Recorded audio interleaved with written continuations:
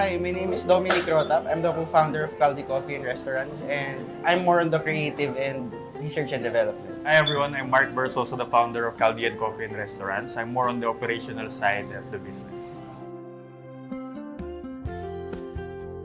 First, syempre my family. And second one is yung shared vision namin ni Dom, which is to provide comfort, not just a cafe na pupunta ka for coffee. So gusto namin mag-provide kami ng something na magiging connected sa customers namin. So that's Caldi. Siguro looking back lang, when we were high school kasi, mahilig na kami tumambay sa mga coffee shops talaga. And then parang after nun, sabi namin, what if magtayo kaya tayo ng coffee shop na sarili natin? And we share the same vision, iparating sa mga students like us before na may mga matatambayan tayo, may pupuntahan tayo. Most likely, it's not just a coffee shop. So, coffee shop siya na you are somehow familiar with the place na parang matatawag mong tahanan aside from your bahay, syempre. So, kaya makikita nyo, there's arcade around the area, there's a board games kasi hindi lang naman puro aral eh. So, bukod sa aral at kape, pag medyo burnout ka na, you can do a lot of things in Caldi. So, that's why yun yung pinaka-reason namin. Gusto namin iparating sa mga tao. So, first one na kailangan namin, bakit namin nabuo yung grupo namin, is the alignment. So, yung pinaka-number one important, we're looking for a partner in a business. Kasi you have to be aligned. Kasi pag may mga problema, nag-shake kayo, yung alignment nyo for your one shared vision, yun yung hahawakan nyo para hindi kayo basta bumitaw lahat. And after that, moving forward, si Doms yung unang-una kong niyaya for to be the incorporator or co-found the team. So, the story is akin Doms na. Sabi ko kanina, parang looking back sa high school namin, wala kaming matambayan na coffee shop. And then, working sa hotels kasi nag-work din ako sa kitchen, nag-work ako sa coffee shop.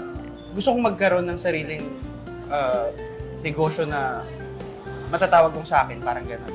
Apart from that, we have Jennifer Nierva, Renz Mendoza, Kenendil at Fajardo. So lahat kami may kaiba-ibang department or may ibang skills na naging dahilan kung bakit successful kami today. So I would like to take this opportunity to thank them. So hindi dahil sa tiwalang binigay niyo sa amin ni Doms sa brand, no, dati na vision pa lang to lahat, nagtiwala na agad kayo na ngayon nadodrawing na pa kunti-kunti. So again, maraming salamat sa tiwala ng mga aming partners sa Caldi Coffee and Restaurants. So that's it.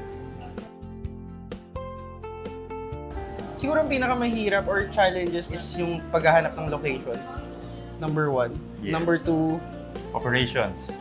Kasi kahit na may background pa kami in other businesses, pag nagtayo ka ng isang bagong negosyo, lagi pa ring bago yun or you have to be familiar with it. So that time, nangangapa kami. Wala pa kaming system. During that time, the location is there na pero another problem yun. So moving forward, so yung system na inaayos namin, kami nag-ayos doon, yun yung pinakamahirap. Kasi there's have to be standards for everything. And yung community. While building a brand kasi, pag nagtayo ka, hindi ka pa kilala, tama? So anong ginawa natin para makilala? Ginawa namin kami yung nasa frontline. So kinaibigan namin yung mga customers, giving extra mile customer service talaga yung paggawa namin. Yes. Kasi ang mission ni Caldi, para alam nila, is to craft authentic connection with people, one cup of coffee at a time. Meaning is not just coffee nga. The connection between us, the coffee, and the customer. So yun yung ginawa namin. Yun din yung pinakamahirap kasi day to day. Ilang customers, sandaan ka, kausapin mo lahat. You have to know their name, smile.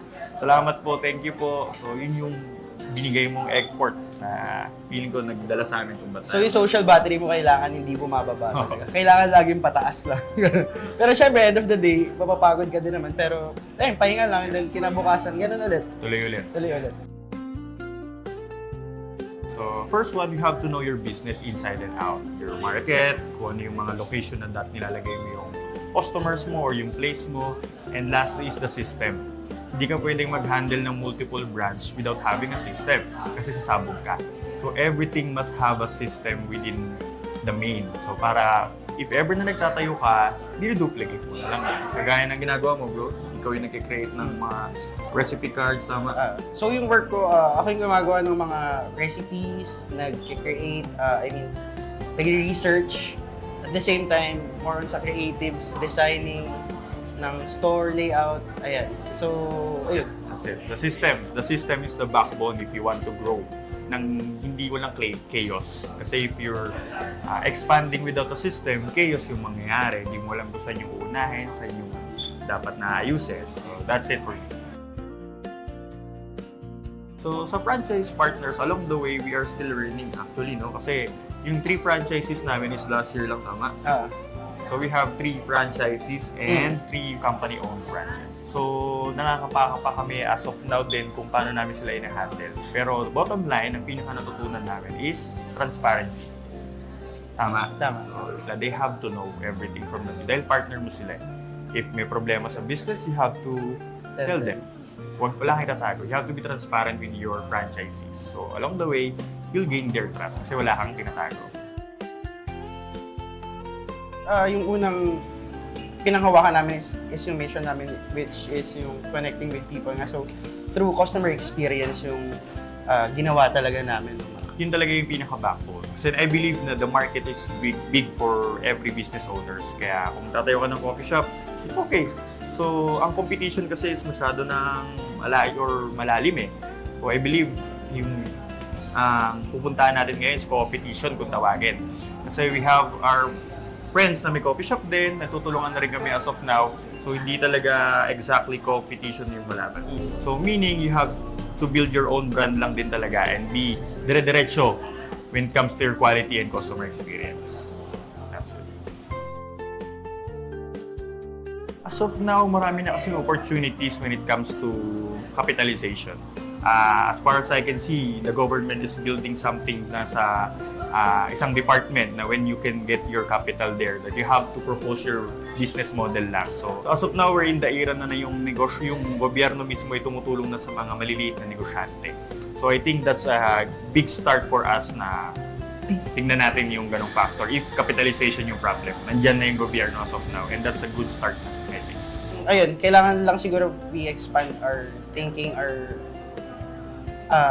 kung saan tayo makakakuha ng pang-start natin. I think this is a shared vision between me and them. We want Caldi to be part of their life. So there's a lot of students na graduated during their time in Caldi. So looking back, ginawa nilang story yung Caldi sa thesis nila, sa success nila, and that's a big part of our journey na na-fulfill na Caldi became a part of their life during those times na nahihirapan sila. So yun yung isa sa mga bit-bit namin na now. Siguro for me, kung tatanungin nila, Caldi 10 years from now, 5 years from now, siguro, ang gusto ko lang is yung parang hindi nila makakalimutan na nagpunta kami sa Caldi kasi masarap yung kape. Magaling mga barista, mababait yung mga staff, ganyan. Siguro, ayun nga, kasi nung time namin na kami yung nasa operation side, ganun kasi yung gusto naming mangyari. Ayun yung goal na gusto naming maparating sa mga customers namin, sa mga staff, ganyan. It's more on the feeling and the experience na iniwan ni Caldi na gusto namin na matatak sa kanila looking forward sa lahat, moving forward sa mga taong mapunta. So, yun, pare. Let's go.